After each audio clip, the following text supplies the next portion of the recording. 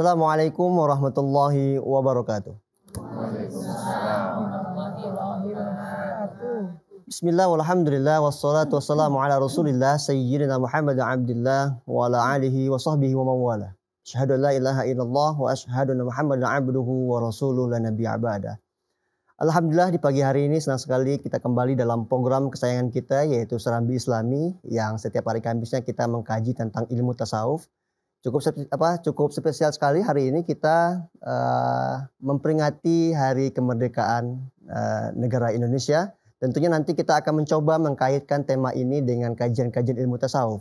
Tentunya akan dibahas oleh guru kita yang telah hadir di hadapan kita yaitu Syekh Muhammad Fathur Rahman MAG. Beliau ini merupakan mursyid Tarekat Idrisiyah sekaligus pembimbing utama ibadah haji dan umroh Idrisiyah Tasikmalaya. Assalamualaikum Syekh. Waalaikumsalam warahmatullahi. Bagaimana kabarnya Syekh? Alhamdulillah sehat. Sehat ya Syekh. Alhamdulillah. Kita doakan bersama beliau tetap panjang umur, sehat selalu dan tentunya tetap istiqomah. Amin ya rabbal alamin.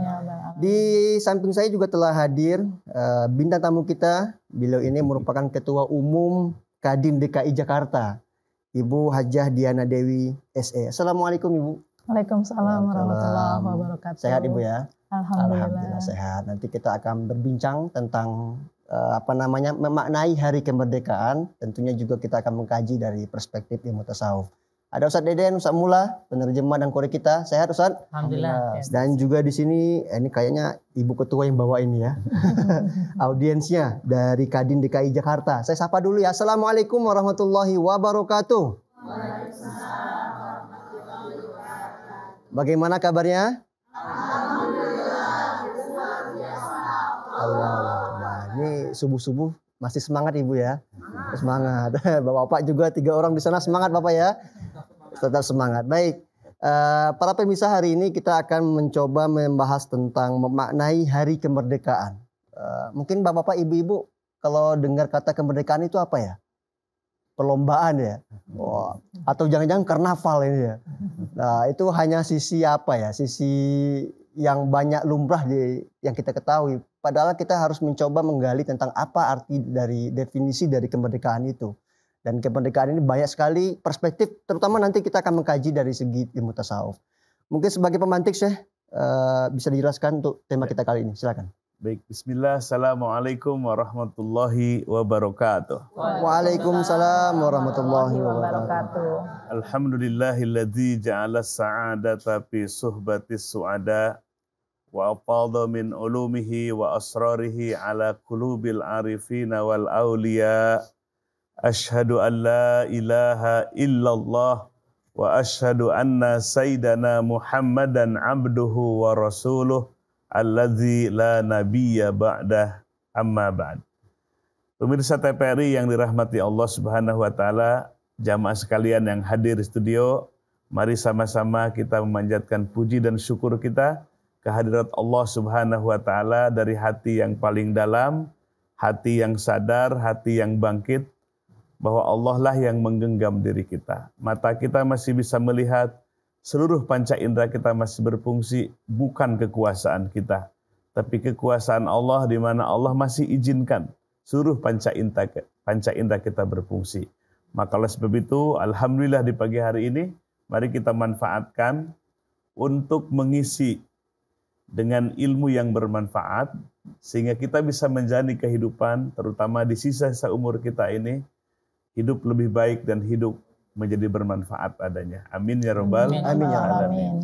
Bapak Ibu sekalian, tepat sekali di hari ini kita memperingati hari kemerdekaan kita.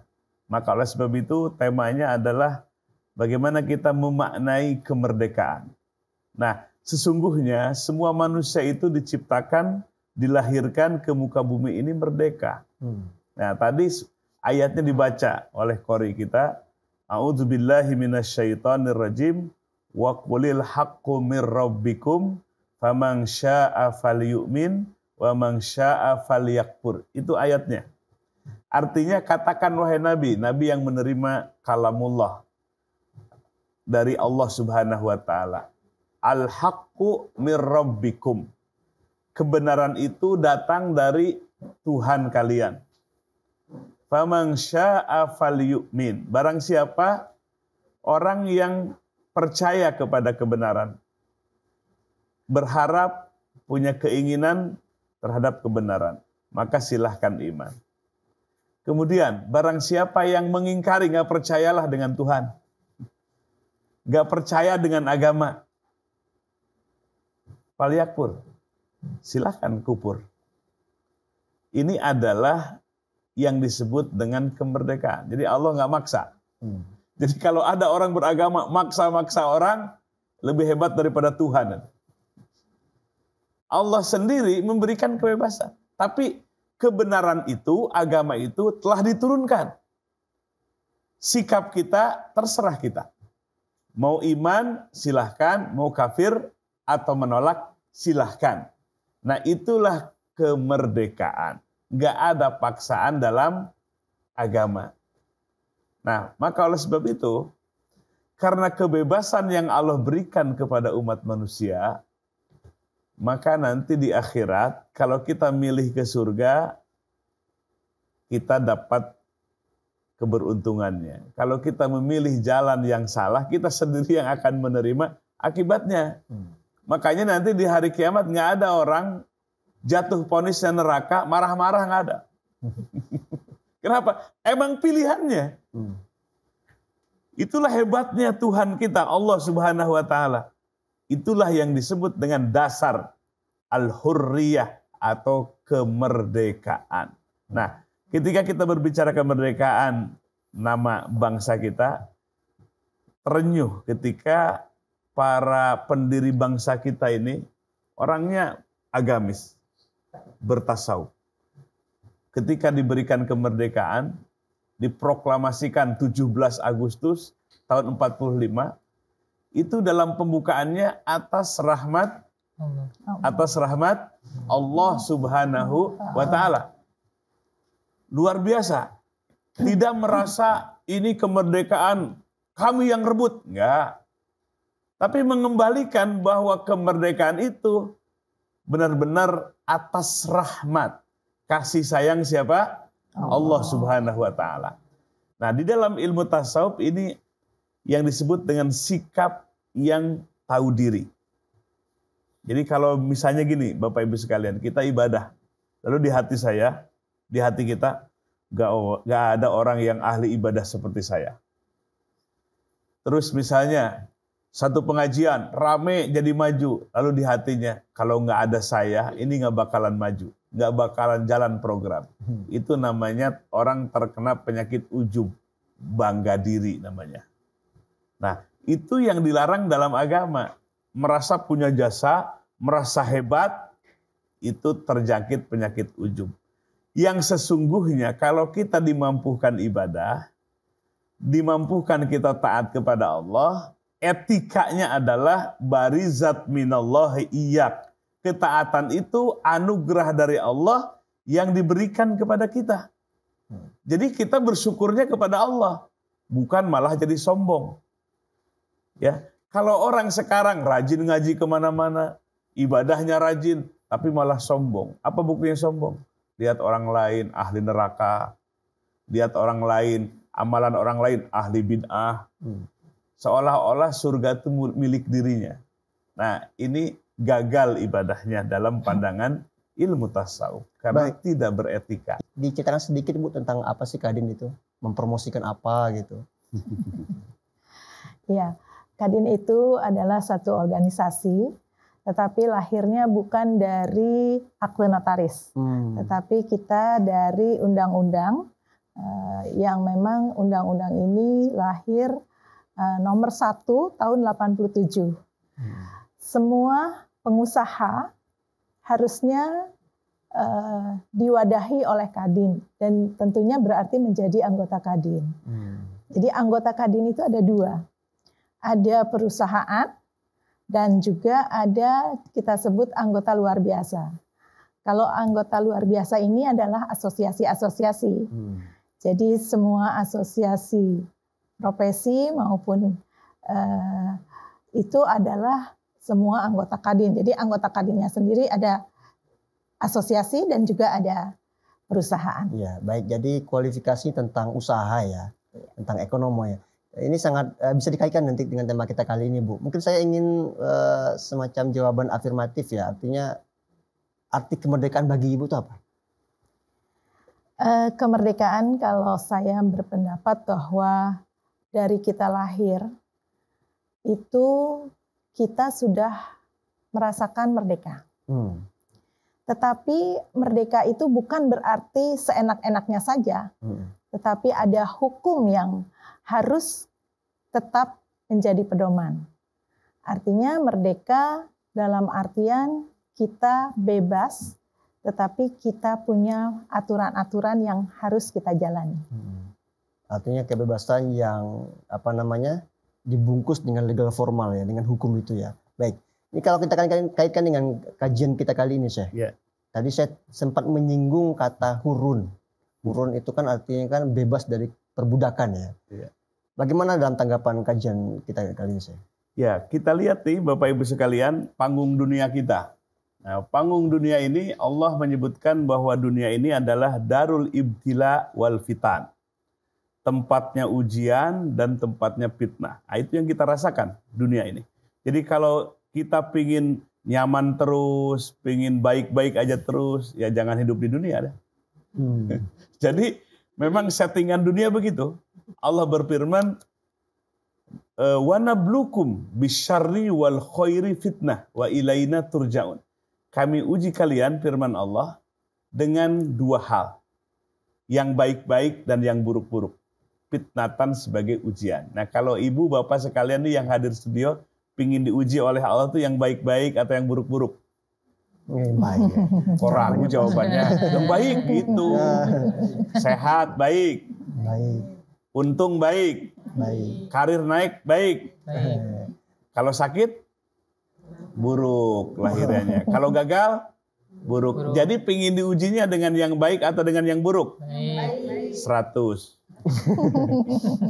Nah, sebetulnya ujian kita tuh dua. Yang manis pun itu adalah ujian. Ini biasa, Bu Diana. Kalau ke pesantren tuh datang pengusaha, pejabat, datang ke pesantren. Nah, datang ke pesantren tuh nangis-nangis. Kenapa nangis? Saya tuh sedang diuji. Kenapa?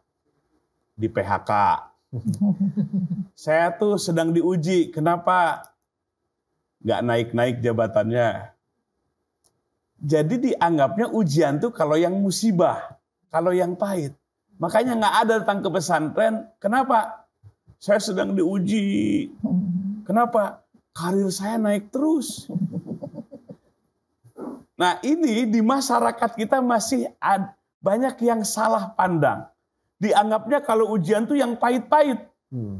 Dianggapnya itu. Padahal ujian itu dua-duanya. Nikmat pun, kebaikan pun ujian dari siapa? Dari Allah. Sekarang lo lihat Fir'aun. Sukses terus apa enggak? Sukses terus. Bahkan belum pernah yang namanya sakit. Tapi sekarang lulus atau gagal? Diuji dengan yang baik-baik itu. Nah, Fir'aun gagal. Jadi cara pandang kita, mindset kita, kehidupan dunia ini adalah panggung ujian. Ujiannya ada dua. Ada yang nikmat, ada yang musibat. Ada yang baik, ada yang buruk. Nah, kita harus lulus uji. Dikasih nikmat, bersyukur, ingat kepada Allah. Dikasih musibah, kita sabar menjalaninya. Nah, itu yang lulus. Nah, maka oleh sebab itu, dunia ini adalah tempatnya ujian dan fitnah. Maka panggung dunia ini akan terjadi saling mengalahkan antara kebenaran dan keburukan. Siapa yang membawa kebenaran? Para nabi, para ulama.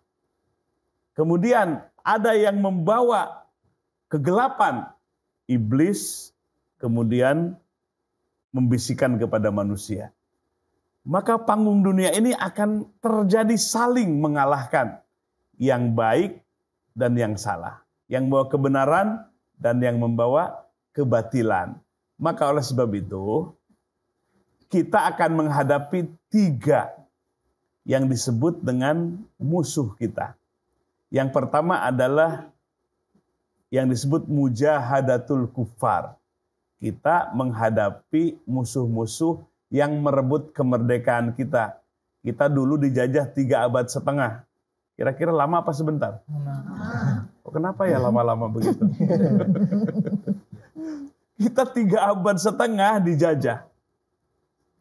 Bangsa lain menguasai kita. Politiknya, ekonominya, sosialnya.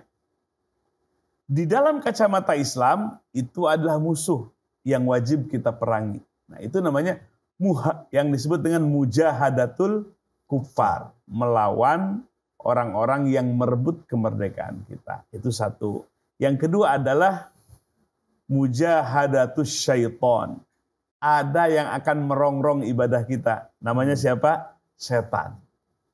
Kita harus melawannya. Dan yang terakhir adalah mujahadatun nafs. Memerangi nafsu kita sendiri. Ini Bapak Ibu sekalian, kalau mau sholat, ada yang ngalang-ngalangin apa tidak? Ada. Siapa? Siapa Pak? Siapa, Pak? Ada orang ya yang ngalang-ngalangin? Gak ada kan? Nggak ada. Jadi yang ngalang-ngalangin siapa? Diri sendiri. Setan dan nafsu kita. Itu nafsu kita, Nabi bersabda, ada aduika ma baina janbaika. Musuh besarmu adalah dirimu sendiri, nafsumu sendiri. Maka kita harus berperang dengan nafsu sendiri. Namanya mujahadatun nafs. Memerangi, menundukkan nafsu kita sendiri. Nah, itulah dalam kacamata ilmu tasawuf. Baik, ini sangat menarik ya. Jadi salah satu kemerdekaan yang mungkin sempat lalai yang kita ingat ya saya, yaitu mujahadatul fin nafsi gitu ya. Kemerdekaan dari melawan hawa nafsu. Itu bisa dipertanyakan diri sendiri ya, Bapak-bapak, Ibu-ibu, bagaimana nafsu mengendalikan seseorang. Apakah itu bisa berbuat baik atau sebaliknya. Saya ingin ke Bu Diana. Sebagai pengusaha, ini jarang-jarang sekali seorang perempuan yang bisa tampil. Artinya mempunyai pemegang pemangku public policy dan sebagainya. Ini bisa menjadi lecutan buat perempuan-perempuan lain. Artinya ada nggak kemerdekaan yang tertinggal bagi perempuan khususnya di Indonesia ya? Bagaimana Ibu bisa memberikan motivasi atau memberikan ujangan lah bahasa kita terhadap perempuan-perempuan yang ada di Indonesia? Iya, sebenarnya perempuan itu memang punya keterbatasan. Tetapi kita harus tahu juga bahwa selain kita terbatas, kita harus bisa mengusahakan diri kita sendiri, kemampuan kita gali, dan jangan mengurangi kodrat kita sebagai perempuan. Satu hal juga yang perlu kita ingat bahwa semua kita punya waktu hanya diberi Allah 24 jam. Tapi tugas perempuan itu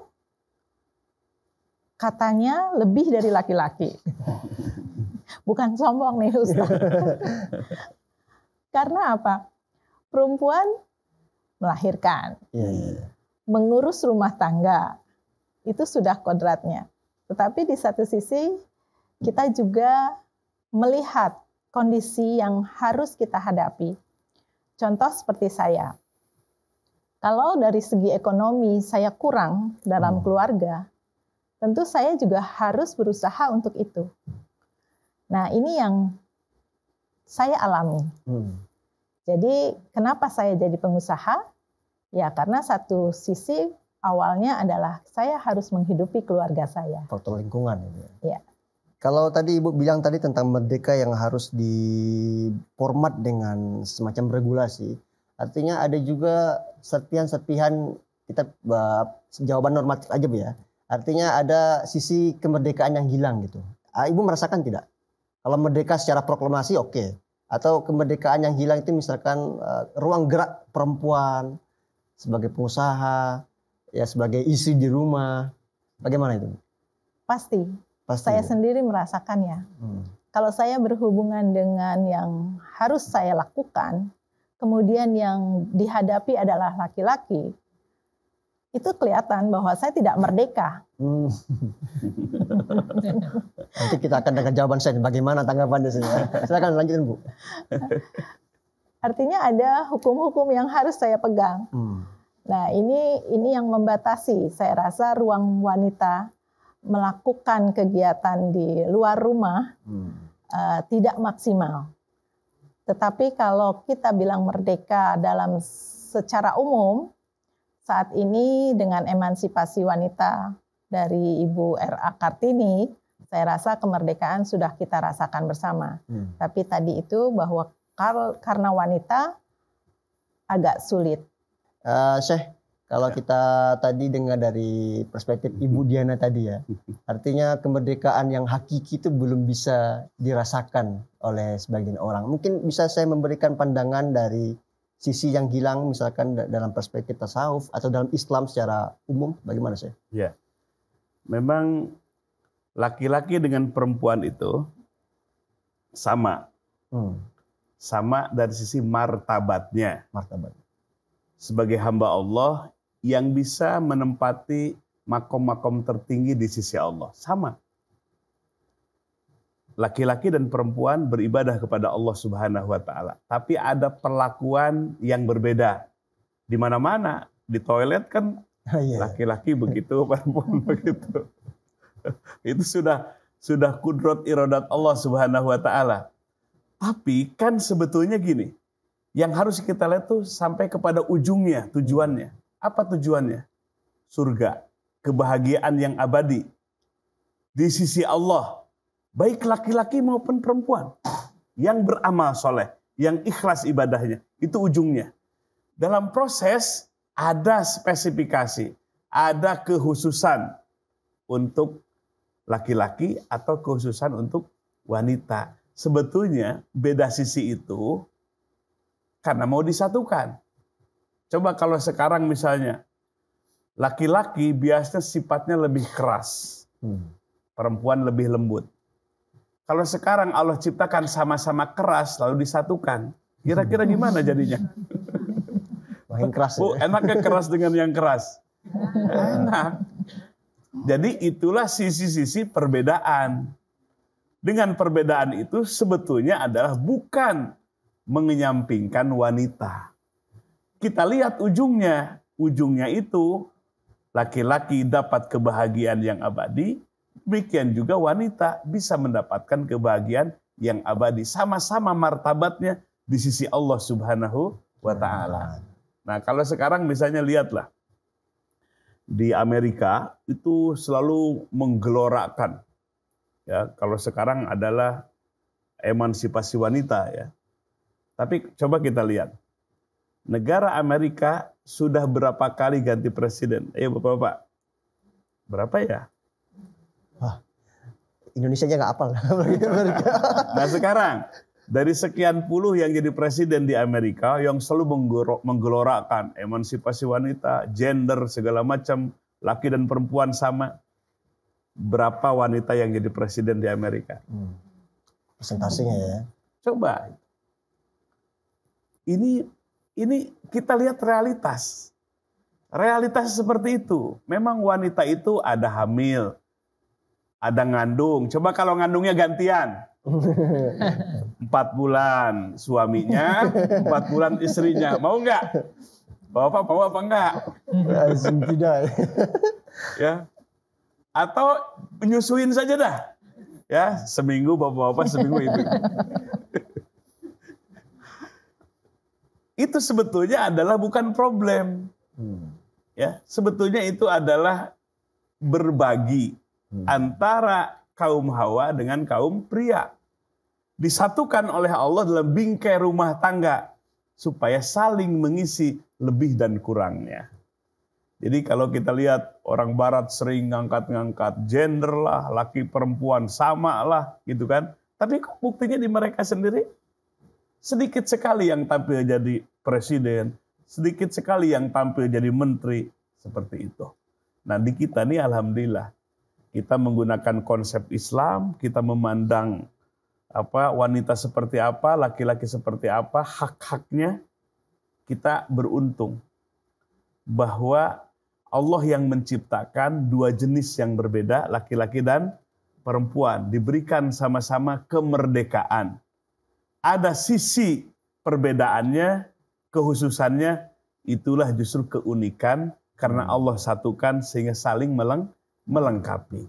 Maka kalau kita lihat ya, para wanita kita ini yang memerdekakan, tadi ada Ibu Kartini di mana, di Aceh ada Cut Nyadin, ya. Itu sebetulnya adalah gambaran-gambaran bahwa Islam memberikan peran, Islam memberikan porsi bagi wanita gitu. Asal jangan memaksakan diri, wanita jadi khutbah, wanita jadi imam buat kaum laki-laki gitu. Itu namanya nggak tahu diri. Nah, kita harus belajar menerima apa yang Allah tetapkan kepada kita karena kita meyakini Allah lah Rabb kita, Allah lah Tuhan kita yang menciptakan kita, yang tahu kita. Kita pakai aturan Allah Subhanahu wa taala sehingga kita menjadi nyaman adanya, menjadi damai adanya dalam menjalani kehidupan ini. Ya, baik. Ini sangat menarik sekali ya. Artinya perbedaan itu bukan dijadikan sebagai apa ya? Problem itu. Sama juga kita berbeda keyakinan ya, berbeda keyakinan, berbeda suku. Artinya saling mengenal informasi ini bisa menjadi ta'arufu, informatif, saling mengenal dan justru mempercayai adanya perbedaan. Mempercayai adanya perbedaan. Saya mau ke Ibu Diana. Tadi Ibu telah menjelaskan sedikit panjang tentang pengusaha sebagai orang pengusaha. Saya ingin berikan semacam tips ya kepada mungkin anak-anak muda sekarang ya, anak-anak muda, para pemirsa yang ada di rumah. Mungkin mereka sisi merdeka untuk usaha, nggak ada avanturismenya, tidak ada percaya dirinya gitu untuk menjadi seorang pengusaha gitu.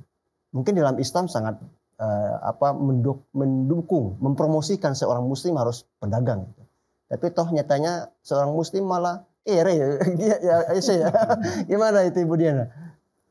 Ya, saya akui sekali bahwa berjamaah secara ekonomi itu sulit. Sulit. Kalau berjamaah kita sholat gampang ya. Tapi kalau secara ekonomi saya bilang sulit.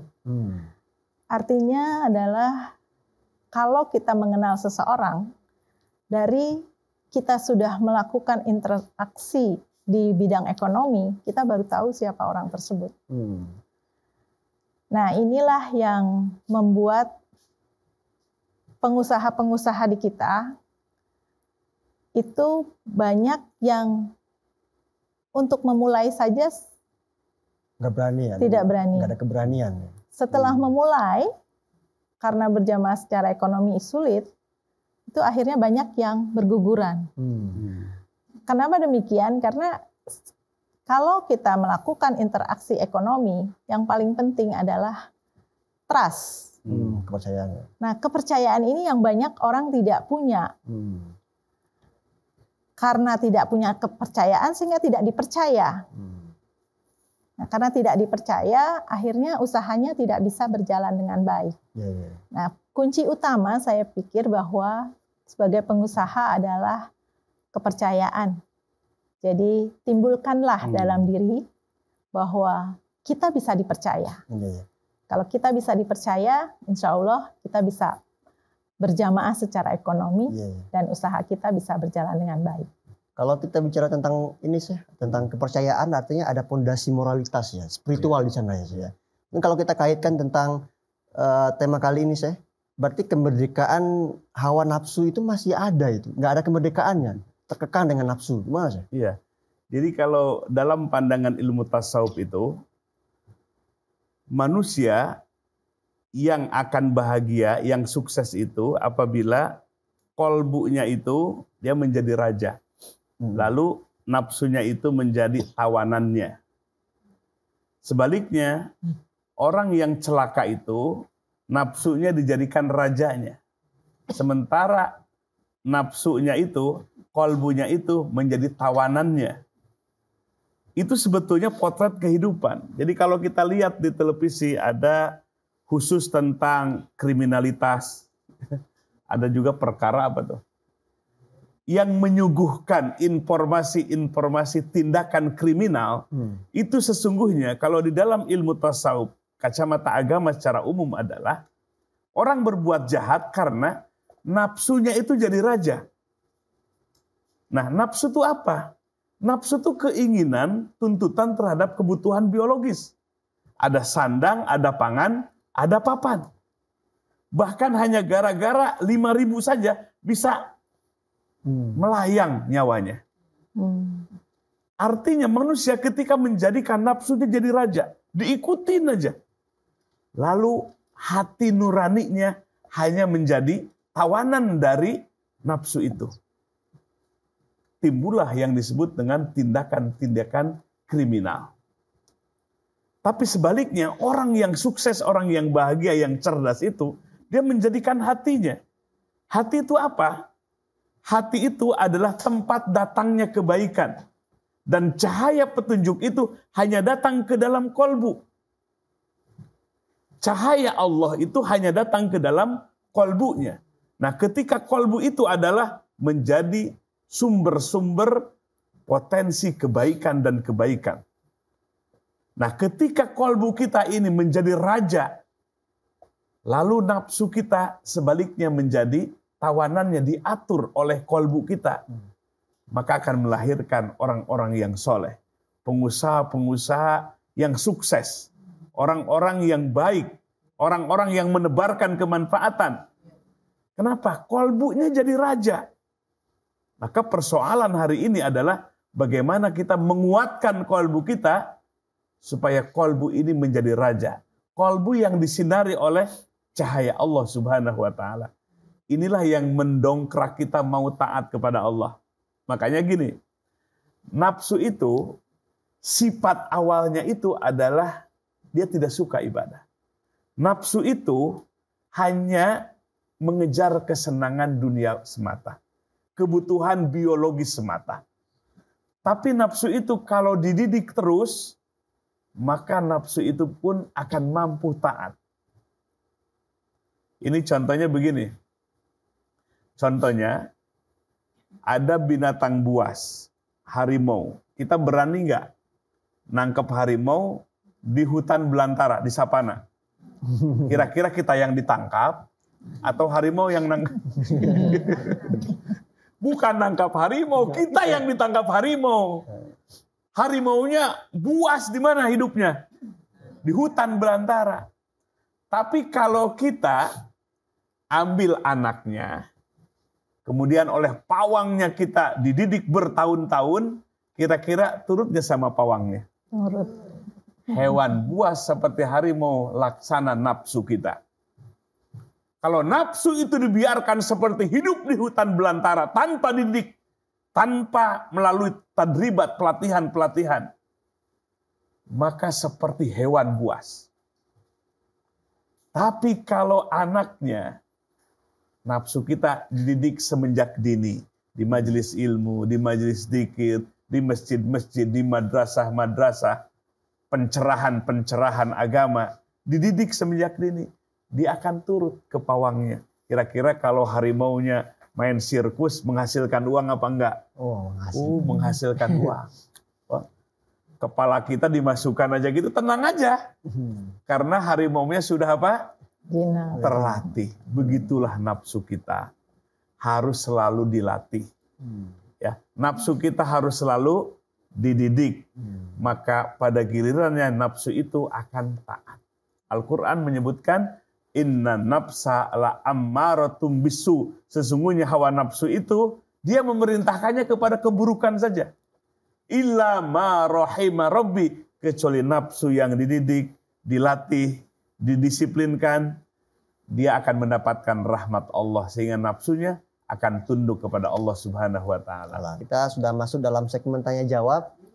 Ibu-ibu, bapak-bapak sudah mempersiapkan pertanyaannya? Sudah ya. Di sini juga ada pertanyaan Fiti, mungkin bisa ditayangkan lebih dahulu. Pertanyaan Fiti kita. Assalamualaikum warahmatullahi wabarakatuh. Perkenalkan saya Ilham Firmansyah dari Tanah Abang, Jakarta Pusat. Izinkan saya untuk bertanya, Syekh.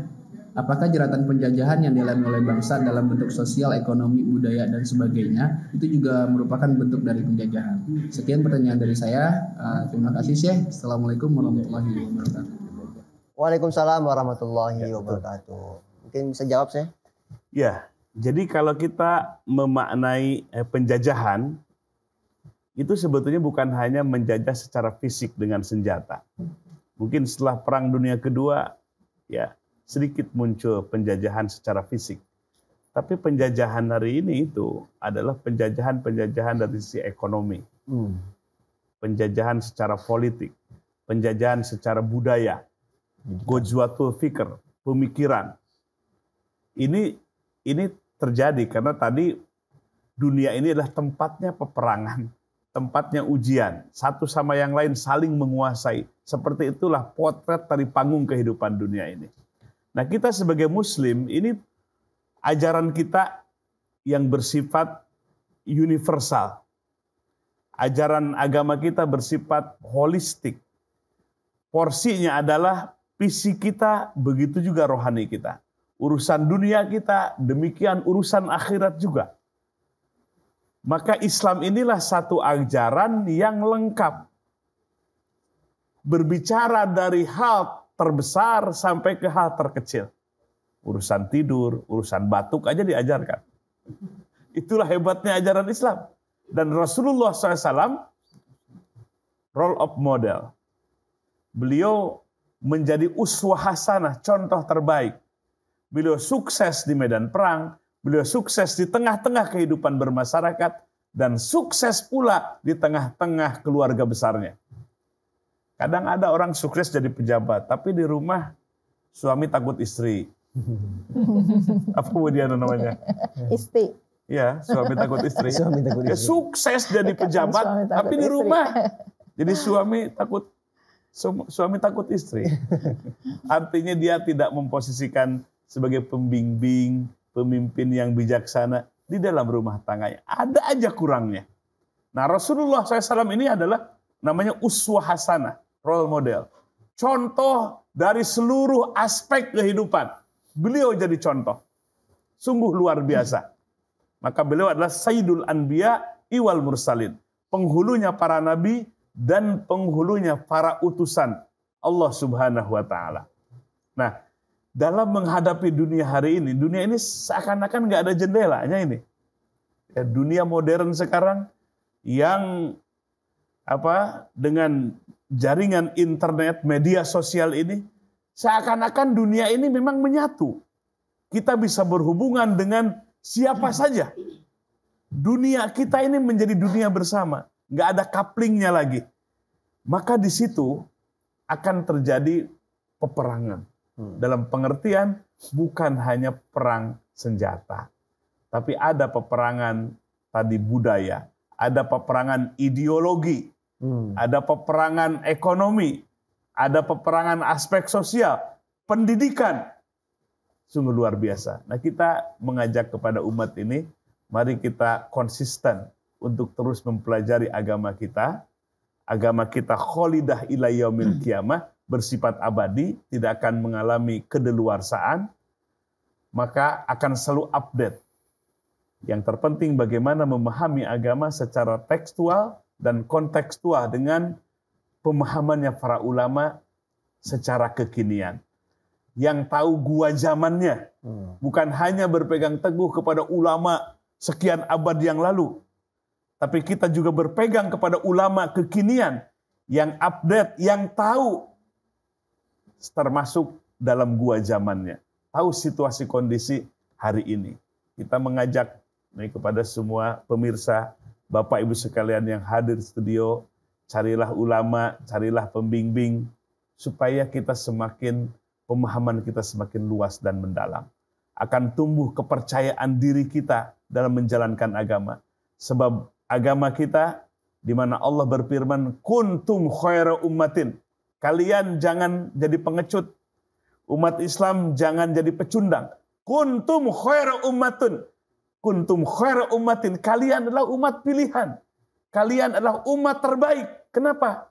Karena agama ini berbicara seluruh aspek kehidupan. aspek ruhani kita, aspek jasmani kita, aspek dunia kita, aspek akhirat kita. Kuntum khaira ummatin, kalianlah umat-umat terbaik. Ukhrijat linnas, yang ditampilkan ke panggung dunia untuk menyeru kepada kebaikan dan melarang kepada kemungkaran atau kerusakan. Nah, maka pertanyaan tadi sangat mendasar sekali. Kita sekarang menghadapi peperangan ideologi, peperangan konsep, dan kita tawarkan konsep Islam ini adalah konsep yang terbaik, dan kita mengajak kepada seluruh kaum muslimin, pahami agama kita, amalkan agama kita dari hal yang terkecil, dari hal yang kita mampu, dengan akhlakul karimah, akhlak yang mulia, maka siapapun juga akan tertarik dengan ajaran Islam. Sebab Nabi membawakan agama ini dengan akhlakul karimah, dengan akhlak yang mulia, maka mereka bisa berbondong-bondong masuk Islam. Maka kita memiliki Nabi Rahmah, Nabi pembawa rahmat, kita pun harus membawa rahmat, kasih sayang, minimal di keluarga kita. Dari suami membawa kasih sayang bagi istri dan anak-anaknya, bagi tetangga kita, bagi famili kita. Ini adalah bentuk kewajiban kita untuk mendakwahkan agama yang mulia ini. Baik, di sini ada yang bertanya, silakan. Terima kasih. Bismillahirrahmanirrahim. Assalamualaikum warahmatullahi wabarakatuh. Waalaikumsalam warahmatullahi wabarakatuh. Saya Ibu Hajah Yulia dari PT SNJ. Ingin bertanya pada Pak Ustadz, sekarang sudah dalam era kemerdekaan, tetapi setiap pribadi sepertinya dibatasi oleh kanun atau undang-undang. Jangankan sampai melakukan sesuatu, berbicara pun juga ada batasan-batasannya. Kami mohon pencerahannya. Terima kasih. Wassalamualaikum warahmatullahi wabarakatuh. Waalaikumsalam warahmatullahi wabarakatuh. Ya, kebebasan kita, kemerdekaan kita tidak mutlak, tapi tetap terbatas. Yang merdeka mutlak hanyalah Allah. Yang memiliki keinginan yang mutlak tanpa batas hanyalah Allah.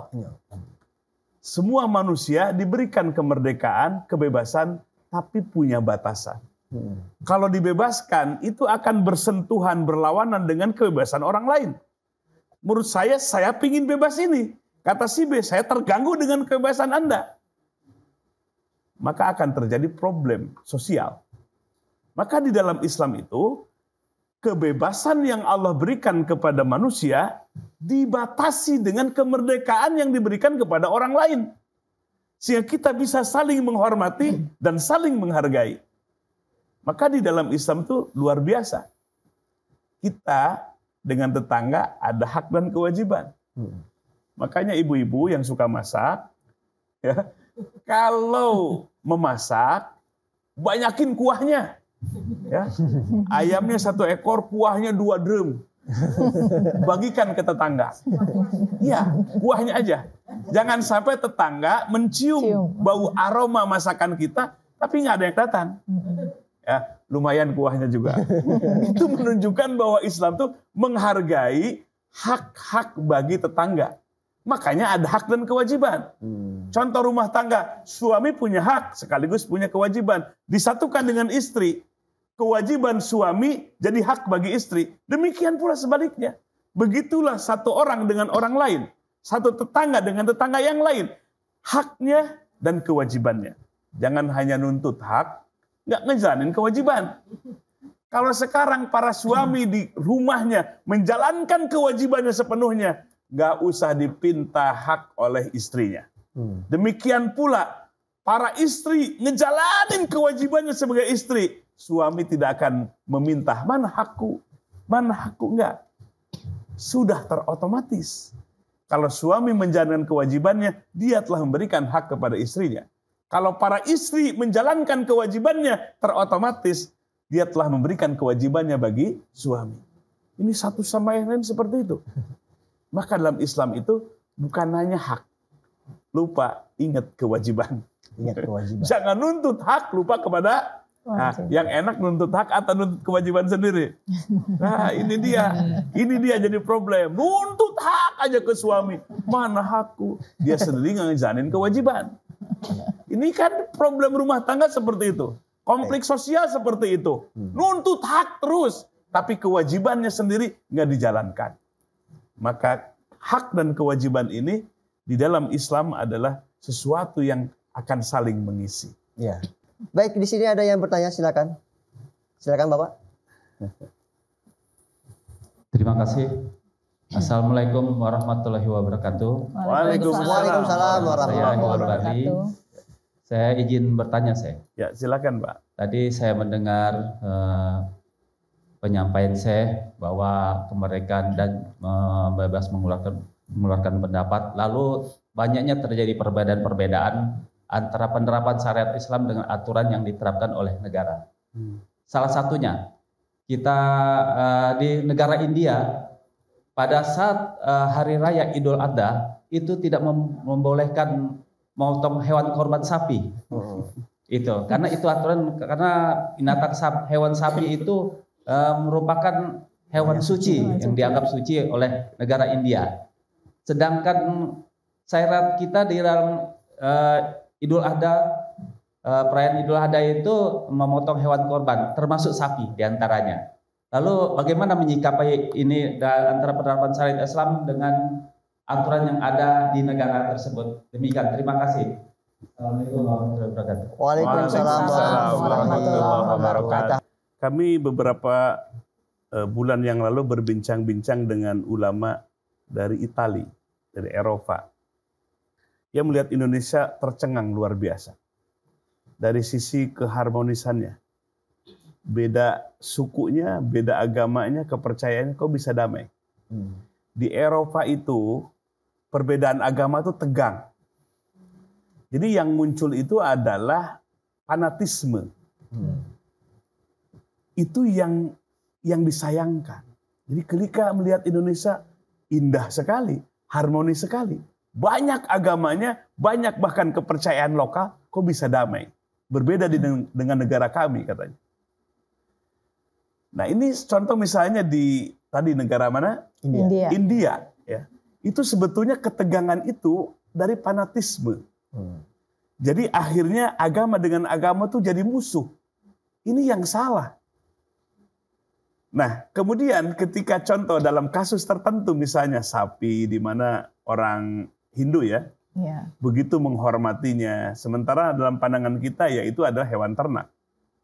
Nah, kalau misalnya memotong hewan seperti sapi itu jadi persoalan, kita bisa cari ganti yang lain. Bagaimana kita bisa menghargai mereka?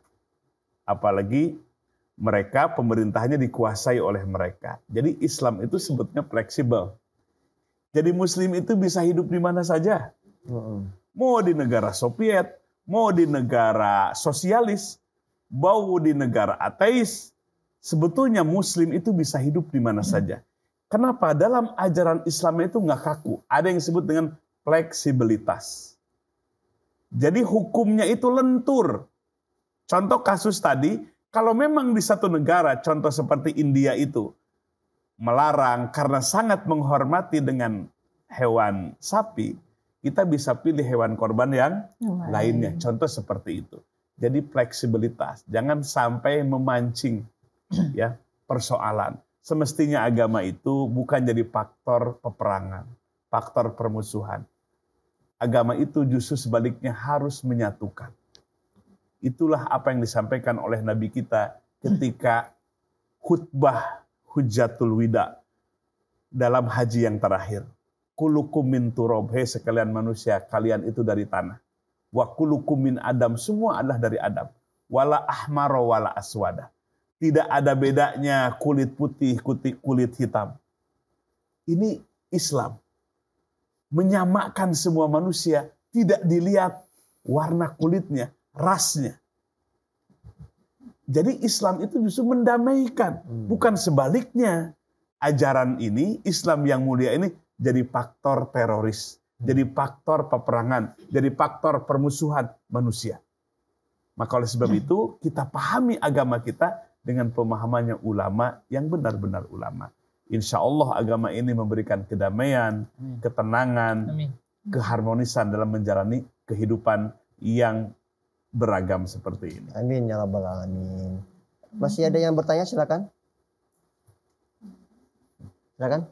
Assalamualaikum warahmatullahi wabarakatuh. Waalaikumsalam warahmatullahi wabarakatuh. Perkenalkan, saya Retno. Mohon izin bertanya, Syekh. Ya. Kemerdekaan berpikir, berpendapat, apalagi mengkritisi, kadang berbenturan dengan Undang-Undang ITE. Akhirnya tidak menjadi merdeka lagi. Bagaimana pendapat Syekh? Terima kasih. Wassalamualaikum warahmatullahi wabarakatuh. Waalaikumsalam warahmatullahi wabarakatuh. Saya ingin dengar jawabannya Ibu Diana ini. Gimana terkait tentang kritikan, bebas berpikir, tapi terhambat dengan regulasi misalkan ITE gitu. Apalagi perempuan. Ini bahasa agak menggelitik, gimana Ibu Diana? Iya, seperti yang tadi disampaikan oleh Syekh juga dan saya juga, bahwa kebebasan itu sebenarnya kita dari lahir sudah bebas, sudah merdeka. Tetapi ada hukum di situ. Sehingga kalau ada hukum itu adalah keterbatasan. Keterbatasan ini yang tadi saya sampaikan bahwa harmonisasi penting. Jadi walaupun kita bebas, kita tahu bahwa ada aturan-aturan di situ. Sehingga tidak menimbulkan benturan, dan di agama Islam pun kita tahu bahwa di Islam mengajarkan semuanya adalah harmonisasi. Ya, artinya ada kritikan argumentatif ya, bukan kritikan yang mencaci maki ya. Tapi gimana, ada tambahan nggak, Syekh? Iya. Kami melihat gini, jadi jangan baperan. Baperan. Jangan anti kritik. Coba lihat, indah sekali dalam sholat. Ada imam, ada makmum. Dijadikan imam supaya diikuti oleh makmum. Kalau ada imam salah, kritik jangan. Imam salah kritik. Bahasanya pakai kritik ini salah. Kalau ada imam salah, kritiknya subhanallah gitu. Kalau wanita, gitu ya, tepuk tangannya. Artinya di sholat itu gambaran dari kehidupan. Jadi imam, jadi pemimpin, jangan baper. Pasti ada salahnya, pasti ada kurangannya. Harus siap dikritik. Kritik yang ngebangun, bukan kritik yang menjatuhkan. Dalam Islam itu lebih tepatnya mewasiatkan, menasihati. Nah, jadi imam di dalam suatu gambaran dari kehidupan. Maka dalam Islam itu sebetulnya memberikan ruang kritik, sekalipun kepada imam, sekalipun kepada pemimpin. Tapi ada etikanya. Maka tadi niatnya harus baik, harus positif. Untuk membangun kebersamaan, bukan untuk menjatuhkan. Nah ini kan persoalannya kalau sudah subjektif. Yang ini baperan, yang ini ingin ngejatuhkan. Nah itu persoalannya kalau sudah subjektif. Nah kita belajar supaya objektif. Kalau kita ingin maju, harus buka yang namanya ruang kritik. Supaya maju. Rakyat ini punya kebebasan untuk menyampaikan kritik yang positif. Makanya jangan sampai mengkritik yang justru di dalamnya adalah cacian, makian, hujatan. Itu jauh dari nilai-nilai ajaran Islam. Dalam Islam harus santun. Bahkan itu kalau kita lihat dalam hadis-hadis tentang imam, kalau imam salah sebaiknya jangan di muka umum. Jangan jadi menjatuhkan, maka ada cara yang baik. Kita ada lembaga MPR, ada DPR, bisa ke sana salurannya. Boleh kita mudhoharoh dalam bahasa Arab, artinya apa? Demonstrasi. Yang terpenting ujarannya positif, cara perilakunya positif, tidak merusak fasilitas, tidak dengan hujatan. Itulah ajaran Islam. Jadi membuka ruang kritik untuk membangun secara bersama-sama. Masih ada yang bertanya, silakan. Assalamualaikum warahmatullahi wabarakatuh. Waalaikumsalam warahmatullahi wabarakatuh. Saya Nurasana, izin bertanya Syekh. Ada nggak ya Syekh prinsip-prinsip yang membedakan kebebasan HAM selama ini dengan apa yang ditawarkan dalam Islam? Itu saja Syekh. Wassalamualaikum warahmatullahi wabarakatuh. Waalaikumsalam warahmatullahi wabarakatuh. Ya, jadi dalam Islam itu mengandung prinsip-prinsip. sekaligus mengandung aturan-aturan. Ya, kebebasan tapi dibingkai dengan aturan. Itu indahnya di dalam ajaran Islam. Bukan kebebasan yang lepas begitu saja. Nanti akan bersinggungan dengan kebebasan yang dimiliki oleh orang lain. Nah, maka prinsip-prinsip yang harus kita perhatikan adalah, itu kalau jauh lagi ke dalam ilmu tasawuf, itu harus kita ini menjaga perasaan orang lain. Itu sesuatu yang paling dalam sekali. Kadang baik pun, tapi kalau melukai perasaan orang lain, kita harus beretika. Bukan asal baik, asal benar, tapi menyinggung perasaan orang lain. Nah, makanya ada satu kisah ini, namanya Hatim Al-Asom. Kenal nggak ibu-ibu? Hatim Al-Asom. Hatim Al-Asom itu seorang ulama yang pakar di bidang tasawuf. Asom itu label karena dia tidak mendengar. Jadi ceritanya begini. Ada muridnya yang bertanya kepada Hatim Al-Asom ini.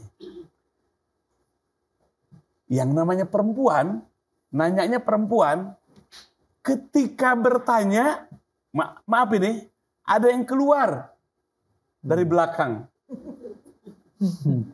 Apa ya namanya? Tapi bau.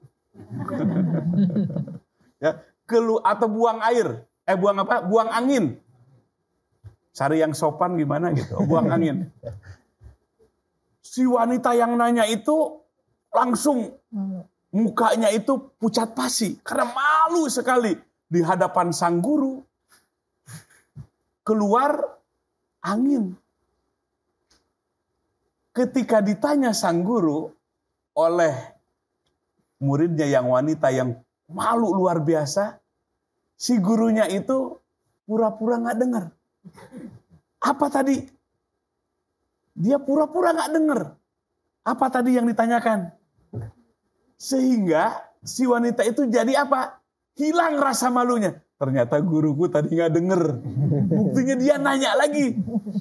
Hilanglah rasa malunya, aib di hadapan gurunya. Sampai sang guru itu disebut Al-Asom. Dia tuli, padahal dia pura-pura tuli. Bayangkan. Orang ingin menjaga perasaan orang lain sampai pura-pura tuli seperti itu. Inilah orang yang beretika tinggi, orang yang berakhlak tinggi, yang punya perasaan yang mendalam, tidak mau menyakiti orang lain. Tidak mau orang lain jadi malu karena tindakannya. Ini Bapak Ibu sekalian sungguh luar biasa contoh bagi kita. Jadi perasaan orang lain dijaga dengan sebaik-baiknya. Tidak mau orang lain terluka, tidak mau ada orang lain yang terbebani. Inilah orang muslim yang baik. Al-muslim man salima al-muslimuna min lisanihi wa yadihi. Orang muslim itu adalah yang selamat orang muslim yang lainnya karena lisan dan tangannya. Itulah Islam, ajaran yang menjunjung etika, yang menjunjung akhlakul karimah. Mungkin dari Ibu Diana untuk memberikan closing statement dari tema kita kali ini, silakan. Ya, karena sebagai pengusaha saya merasakan bahwa kemerdekaan itu sudah ada. Tetapi tetap harus mempunyai aturan-aturan. Contoh kalau sebagai pengusaha, kita berusaha dengan kebebasan yang ada, tetapi aturan dari berbagai pihak. Misalkan kita berhubungan dengan tentunya pemerintah, dari izin dan sebagainya tentunya dari pemerintah. Kita harus ikuti itu. Walaupun kita merdeka, bukan berarti tidak mengikuti aturan. Kemudian dari bagaimana kita berhubungan dengan klien kita. Ini juga ada aturannya. Bahwa kejujuran penting. Memberikan informasi yang benar bahwa produk kita adalah seperti ini. Itu penting sekali. Karena kalau tidak, tentunya kita kan sudah merdeka, kita kan sudah bebas. Kemudian dia membuat kebebasan itu aturan-aturan yang tidak ada keterbatasannya. Itu tidak boleh. Jadi artinya kita merdeka, tetap kita harus mempunyai aturan yang kita harus jalankan. Itu Mas. Kemerdekaan yang ada batasnya. Ya. Kemerdekaan yang tentunya ada batasnya. Baik, Syekh, silakan Syekh. Baik, pemirsa TPRI yang dirahmati Allah Subhanahu wa taala, jadilah kita jadi orang yang merdeka, di mana kolbu kita harus merdeka dari tipu daya, rongrongan, dari nafsu kita sendiri.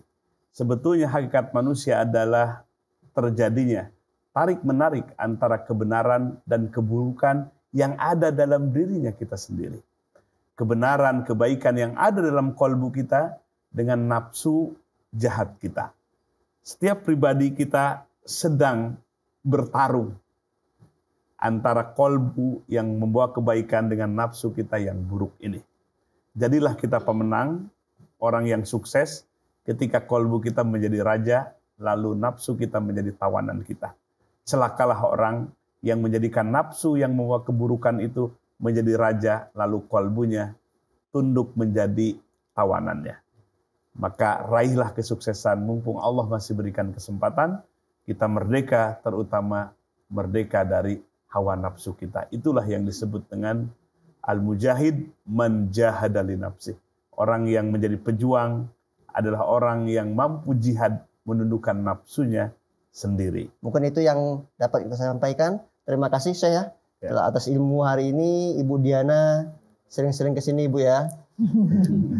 Tentu juga pasukan-pasukan dari Kadin. Terima kasih sudah hadir di sini. Ustadz Dadan, Ustadz Mula. Tentunya para pemirsa di rumah, terima kasih sudah menyaksikan program Serambi Islami, khususnya kajian tasawuf. Semoga hari kemerdekaan ini membawa keberkahan bagi kita semua. Amin ya rabbal alamin. Jangan lupa tonton terus Serambi Islami setiap hari Kamis, khususnya kajian tasawuf jam 4.30. Tapi sebelum itu kita berdoa bersama, semoga aktivitas kita sehari-hari, tentunya hari ini mendapatkan keberkahan dari Allah Subhanahu wa taala. Amin ya rabbal alamin. Wallahu yuwaffiquna bima yuhibbu wa yarda. Assalamualaikum warahmatullahi wabarakatuh. Waalaikumsalam warahmatullahi wabarakatuh. TPRI yang dirahmati Allah, jamaah sekalian yang hadir di studio, mari kita sejenak pejamkan mata kita, tundukkan kepala kita, kita renungi sebelum kita mengangkatkan kedua tangan kita, munajat dan berdoa kepada Allah, di mana waktu terus berjalan tanpa henti, kita akan mengalami satu fase, itulah yang disebut dengan kematian. Ada bentuk dua kematian, ada kematian yang indah, di mana Allah berfirman, alladzina yatawaffahumul malaikatu thayyibina yaquluna salamun alaikum udkhulul jannah bima kuntum ta'malun. Para malaikat yang akan mencabut nyawa kepada orang-orang yang baik. Baik ucapannya, baik hatinya, baik tindakannya. Terjaga dan terpelihara, on the track, selalu mengikuti bimbingan agama. Malaikat sebelum mencabut nyawa, salam terlebih dahulu. Keselamatan bagi kalian. Silahkan masuk surga. Sebab apa-apa yang kalian perbuat ketika dalam kehidupan dunia ini. Itulah yang disebut dengan kematian husnul khatimah. Kematian yang indah, kematian yang dipersiapkan. Karena dia selalu mempersiapkan diri. Ibadah kita bukan untuk memuliakan Allah, karena Allah sudah sempurna kemuliaannya. Tapi ya'udu ilaih, kembali kepada kita. Bekal kita. Karena kita pulang kepada Allah, bukan membawa perhiasan, bukan membawa uang, bukan membawa perusahaan. Tapi kita pulang kepada Allah membawa hati dan amal. Itulah yang akan menemani kita selama-lamanya. Dan ingat, ada bentuk dua kematian yang buruk, di mana Allah mengingatkan, walau taro idil zalimuna fi gomaratil maut. Sekiranya engkau wahai Muhammad, wahai Nabi, melihat orang-orang yang dalam sakaratil mautnya, dalam tekanan berat sekali. Wal malaikatu basitu aidihim, sampai malaikat yang mencabut nyawa pun memukulkan tangannya ke tubuh orang itu. Seraya berkata, ukhruju anfusakum, keluar wahai diri. Al yauma tujzauna bima bi'azabil hun. Mulai hari ini kalian akan dibalas dengan balasan yang menghinakan. Itulah gambaran kematian bagi orang-orang yang banyak dosa, banyak kemaksiatan, tidak mempersiapkan diri bahwa itu akan pulang kepada Allah Subhanahu wa taala. Jamaah sekalian, mari angkat kedua tangan kita, kita munajat dan berdoa kepada Allah dari hati yang khusyuk. Maka Allah akan jawab, Allah akan ijabah apa yang kita permohonkan kepada Allah Subhanahu wa taala. Allahumma shalli ala Sayyidina wa habibina wa syafi'ina wa maulana Muhammad wa sallim wa radiyallahu tabaraka wa ta'ala an kulli sahabati Rasulillahi ajmain. Allahumma ja'alna hadina mahdiyin ghairadh-dhallina wala mudillin barun rahimun jawadun karim. Allahumma aftah alaina futuhal anbiya wal awliya bijudika wa karamika ya arhamar rahimin. Ya Rabb, wahai Tuhan kami mengakui dosa-dosa yang pernah kami perbuat. Dosa yang kami perbuat mulai dari balik sampai pagi hari ini. Betapa banyaknya dosa yang pernah kami perbuat. Betapa banyaknya kezoliman yang pernah kami perbuat. Kezoliman yang diperbuat oleh mata kami, oleh mulut kami. Gibah, fitnah, melukai perasaan orang lain. Demikian pula kezoliman yang diperbuat oleh tangan dan kaki kami. Ya Rabb, kami sadar di pagi hari ini betapa besarnya jasa orang tua kami. Ibu yang telah mengandung, merawat, melahirkan. Wahnan ala wahnin, kesusahan di atas kesusahan. Ayah yang telah menafkahi, banting tulang peras keringat menyekolahkan kami. Dan ada di antara mereka yang tidak bisa ditatap lagi wajahnya. Ya Rabb, ampunkan dosa-dosa kedua orang tua kami. Jadikan alam kuburnya taman-taman surga yang membahagiakan mereka. Ya Rabb, kematian adalah kepastian. Kami tidak bisa menghindar dari kematian. Maka persiapkan kematian kami. Bekali kami dengan ibadah yang ikhlas atas nama-Mu. Mumpung kesempatan masih terbentang bagi kami. Di saat datang ajal kematian kami, matikanlah kami dalam keadaan husnul khatimah. Mampukan lisan ini mengucapkan kalimah thayyibah, kalimah la ilaha illallah. Jauhkan ya Rabb kematian kami nanti dari kematian yang buruk, kematian su'ul khatimah. Rabbana hablana min azwajina wa dzurriyyatina qurrata a'yun waj'alna lil muttaqina imama.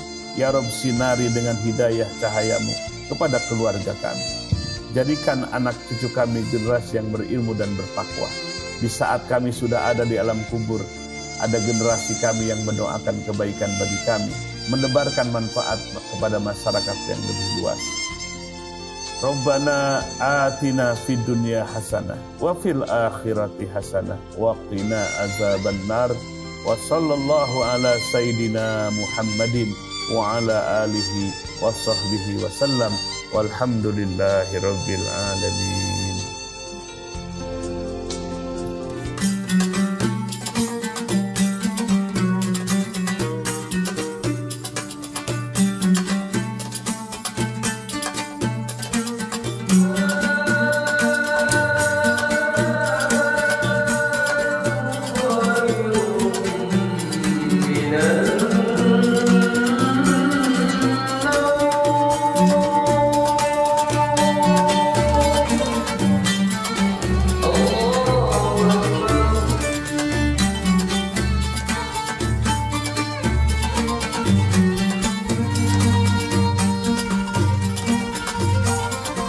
Serambi Islami.